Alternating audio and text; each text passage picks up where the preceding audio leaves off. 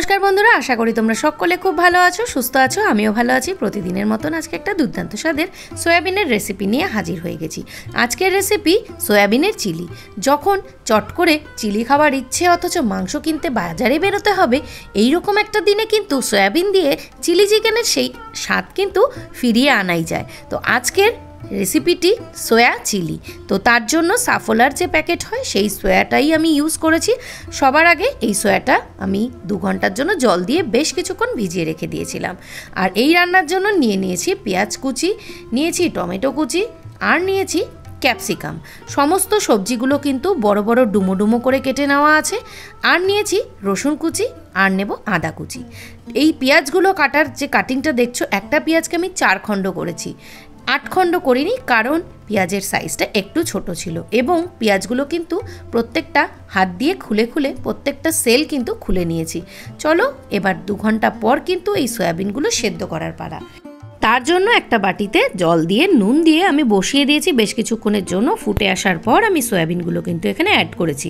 বেশ বড় বড় হয়ে ফুলে ফুলে গেছে এবং এটাতে বেশ কিছুটা ঠান্ডা জল দিয়ে সয়াবিনটাকে ভালো করে ধুয়ে নিয়ে এবং সেটা থেকে জলটাকে বার করে চিপে তার মধ্যে এখন দিচ্ছি 1 চামচ আদা রসুন বাটা, 1 চামচ লঙ্কা বাটা এবং দিচ্ছি 1 চামচ মতন ময়দা। কর্নফ্লাওয়ার এখানে তোমরা দিলে দিতেও পারো নাও দিতে পারো, এখানে ময়দা দিলেই বেশি ভালো হবে। তো দেখো এরপর কড়াইতে কিন্তু তেল দিয়ে আমি এই সয়াবিনগুলোকে খুব সুন্দরভাবে ভেজে নিচ্ছি। তেলটা কিন্তু বেশ ভালো গরম হতে হবে, তারপরে কিন্তু এই সয়াবিনগুলো তেলে ছাড়তে হবে, না হলে কিন্তু কড়াতে ধরে যাওয়ার চান্স থাকে। আর যেহেতু এটা চিলির রেসিপি আমাদের তো সস এখানে প্রয়োজন আছেই।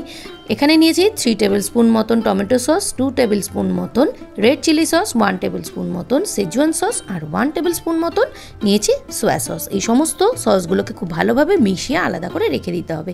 কড়ার তেলটাকে বসিয়ে একটু হালকা গরম হয়ে যাওয়ার পর এখানে আমি এখন দিয়ে দিচ্ছি আদা কুচি রসুন কুচি। হাই ফ্লেমে সেটা ভাজা হয়ে যাওয়ার পর যে কুচিয়ে রাখা যে পেঁয়াজটা ছিল ডুমো ডুমো করে কাটা সেটাকেও এবার দিয়ে দেবো।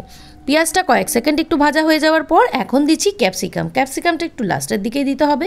ক্যাপসিকাম কিন্তু বেশি ভাজা হলে এর যে নর্মাল যে ন্যাচারাল যে গ্রিন কালারটা সেটা কিন্তু নষ্ট হয়ে যায়। এবং এখন দিচ্ছি টমেটোটা এখানে দিচ্ছি জাস্ট ফর কালারফুল করার জন্য ব্যাপারটা, কারণ সুইট অ্যান্ড সাওয়ারের ব্যাপারটা এখানে লাগবে না, কারণ এখানে যেহেতু সস অ্যাড করা আছে। সামান্য দিয়ে দিয়েছি নুন 1/2 চামচ মতন আর দিয়েছি 1 চামচ মতন চিনি।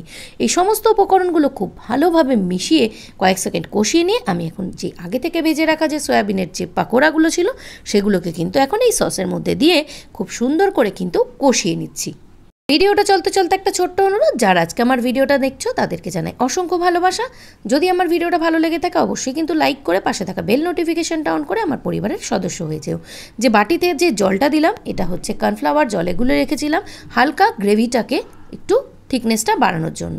তো এই গ্রেভিটা যদি থিকনেসটা সুন্দরভাবে বাড়ে তাহলে কিন্তু সেটা যে কোনো রুটি পরোটা বা ফ্রাইড রাইস এগুলোর সাথে কিন্তু ভালোই লাগে। আর এখানে যেহেতু এটা চিলি চিকেন, এই টিপসটা আমার চিলি চিকেনের রেসিপিতেও তোমরা দেখেছো। যদি না দেখে থাকো এখানে আমি ডেসক্রিপশন বক্সেও দিয়ে দেবো, প্লাস আমি এখানে আই বাটনের লিঙ্ক দিয়ে দিয়েছি, সেখানেও তোমরা চিলি চিকেনের রেসিপিটা দেখে নিতে পারবে। এই যে লঙ্কা দিয়ে ভিনিগার দিয়ে ভেজানোর যে এই ব্যাপারটা, এটাতে কিন্তু লঙ্কার ঝাল লাগে অথচ লঙ্কার মধ্যে কিন্তু টকটক একটা ব্যাপার থাকে, সেটার জন্য কিন্তু যে কোনো চিলি আইটেমে তার স্বাদ কিন্তু হয় অসাধারণ। তো দেখো আমার কিন্তু এখানে পুরোপুরি এই সয়াবিনের যে চিলির যে রেসিপিটা সেটা কিন্তু পুরো কমপ্লিট হয়ে গেছে। তো দেখো গরম গরম রুটির সাথে বা ফ্রাইড রাইসের সাথে এইরকম যদি একটা সয়া চিলি হয় তাহলে কিন্তু খুব একটা মন্দ হয় না।